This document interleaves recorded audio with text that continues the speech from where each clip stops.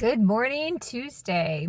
Thanks for tuning in. I'm Melinda Van Fleet, and today I was actually going to riff tip, that's what I'm going to be calling these videos, on habits. However, my husband Ryan Van Fleet and I had a really cool conversation this morning about tips and the whole mindset, let's call it, of show me the tips and that the tips are going to save you.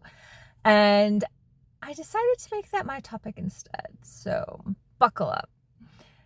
The majority of people out there really are hung up on what's the next shiny tip. So I'm sure you've heard the saying, shiny object syndrome. Well, we've become a culture of people that are obsessed with what's the next shiny tip. However, number one, hardly anyone is doing the work and actually doing the tip. So the tip becomes like ingrained in you and you embody it. It's like I've heard Taylor Swift say that she has her show when she was doing her tour so memorized that she can do it with her eyes closed. Like that girl is the boss, right? So that is what you need to do when you hear a tip. So the tip I shared yesterday in my video is something you need to do every day. Every day. Like I said, it's just not a one and done, check off your checklist like, oh, my life hasn't changed yet. What's going on? Melinda must suck. No, I don't suck. I'm amazing and I share amazing things. So you need to do those tips if they feel called to you. If you don't want to do it, just fucking don't do it. I don't care. It's your life. So my point is that most people live in that world that they think that one and done in that tip is going to be it. And they don't do it. They may do it for a week. They may do it for a day. They may never do it, whatever. And then they're on to the next tip.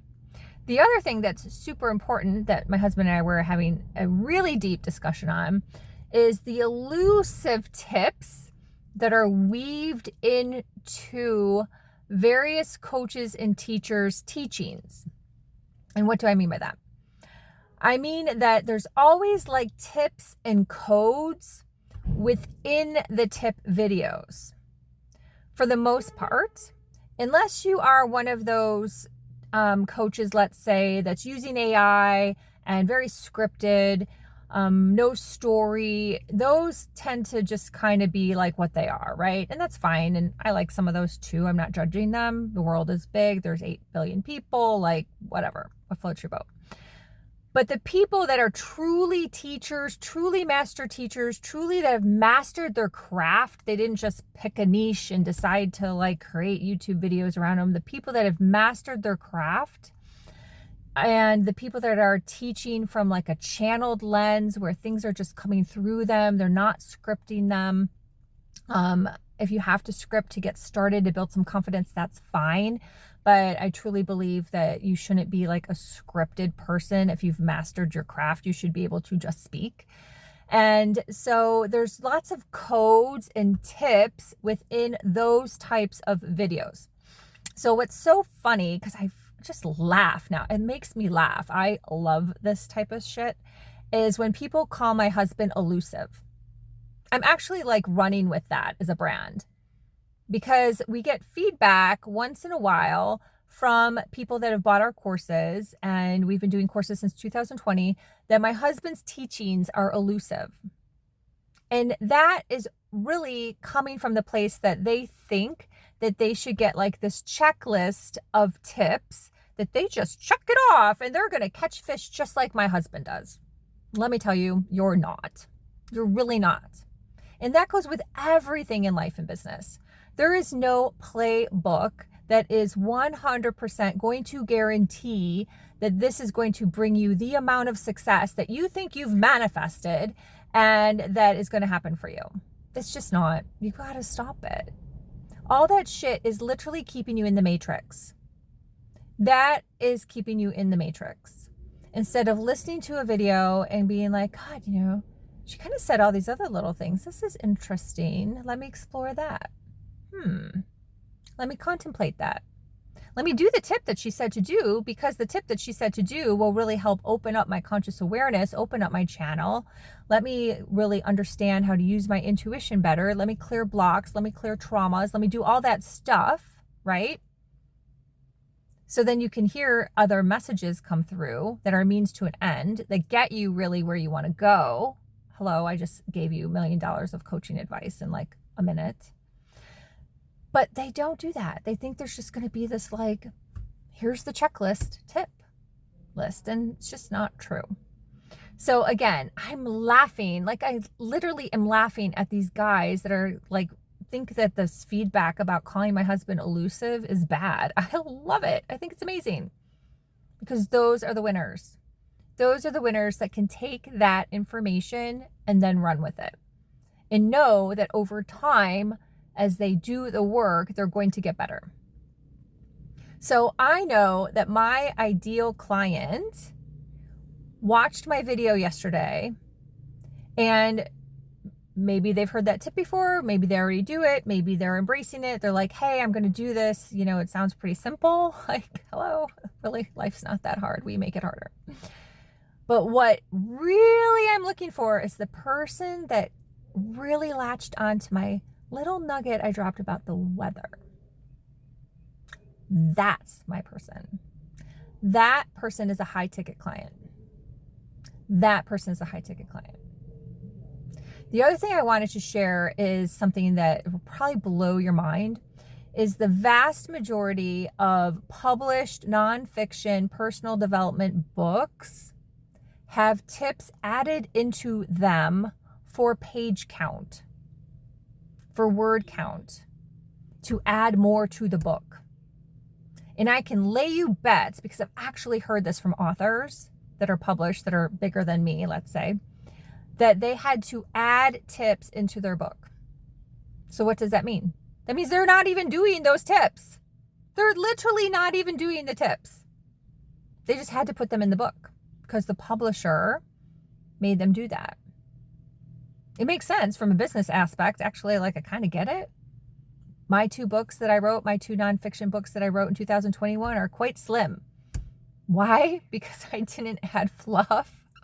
They're just straight up stories to create aha moments with some tip lists later layered in and some coding.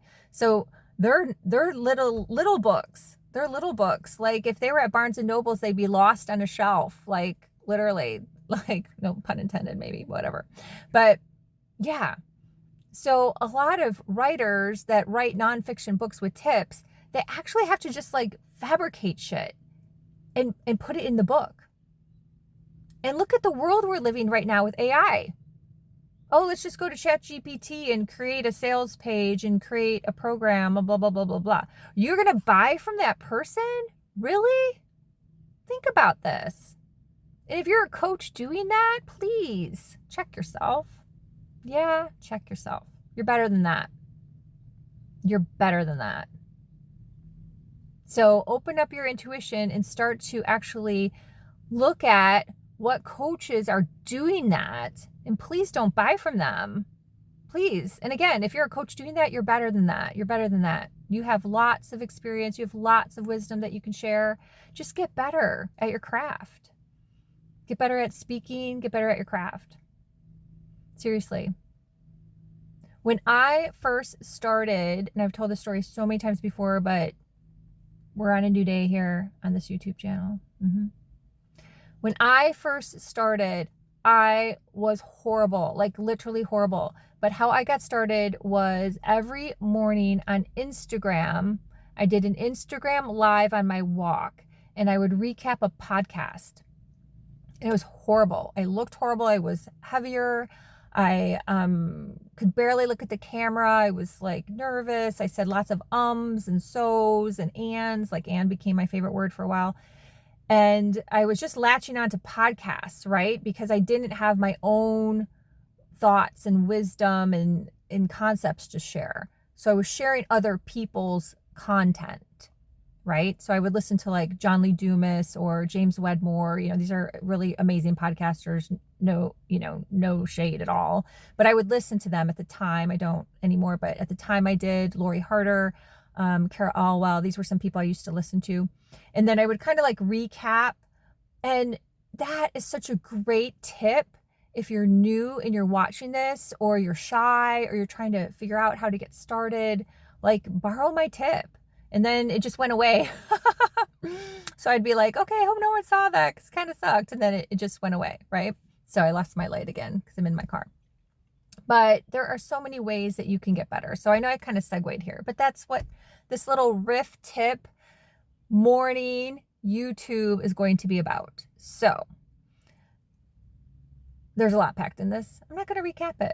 I think you're all smart people. You can go back and rewatch if you want. So I feel complete, and I will see you tomorrow. And if you're interested in working together, my website is melindavanfleet.com. You can follow me also on Instagram, Melinda_Van Fleet.